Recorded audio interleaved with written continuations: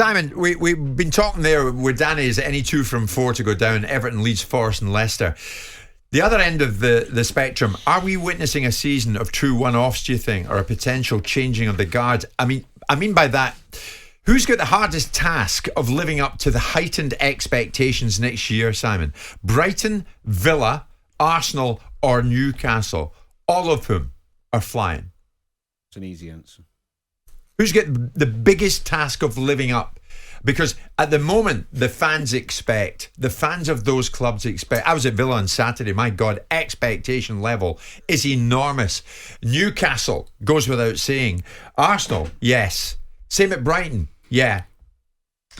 I think probably one of the most challenging aspects is the standard they've set themselves is probably Newcastle, because they've set such high standards for themselves now and are likely to finish inside the top 4.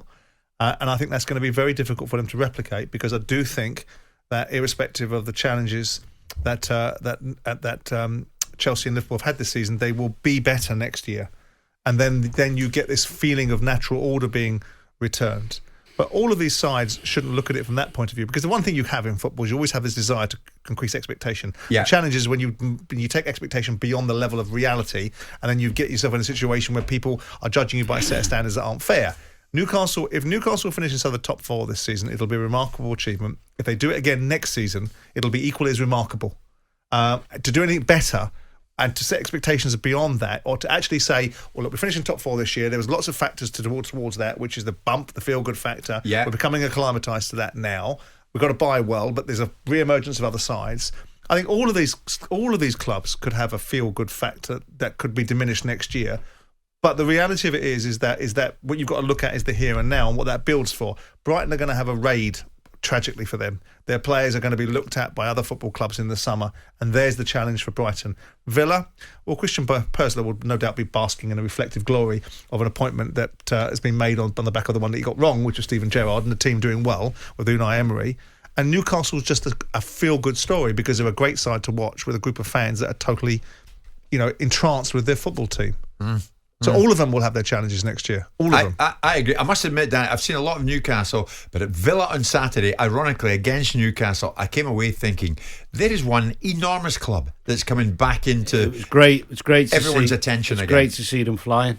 Yeah. Got some good players. Need to add some, of course, but I think the biggest difficulty is going to be for Arsenal to maintain the levels, because they've set such a high bar and they're competing to win the league. And next year they're going to be in the Champions League. I don't mean the fans are going to be irate or devastated if they don't replicate where they're at, but they've set the level so high. That's I really think they'll get better, Danny. I think I hope they will win it next year. But it's harder to do when you're playing a lot more football. But I think also they'll buy better. I think what they'll do now is they've got the ear and the eyes of the Kroenke family that are more invested than they've ever been before. Yeah. And you won't have, with due respect, you'll have better players than Eddie and Nketiah as backup situations during the course of a season, because they'll buy bigger. They'll buy bigger. But that comes with problems as well. Yeah, there's a message for you, Simon. Jim tells Simon Newcastle will win it next season. I don't know. Oh, there's the expectations. My goodness me. Okay. Good luck I mean, nothing surprises you in football now. There was a lot of scoffing when I said top 6 and now top 4, but they're in there and they're there on merit, certainly in 4th place. Danny, finish on Liverpool, 8th as we speak. Is it too late to think of Liverpool getting a Champions League spot? Yeah, it's too late. They've shown no evidence of a consistent run of form to be able to win all the games, and even if they did, you'd need Newcastle or United to fall off. Yeah. So no, unfortunately, I'd like to have belief, but it'd be hard. It'd be my heart making that decision, not my head. Right. I think Liverpool have just got to really plan well for the summer.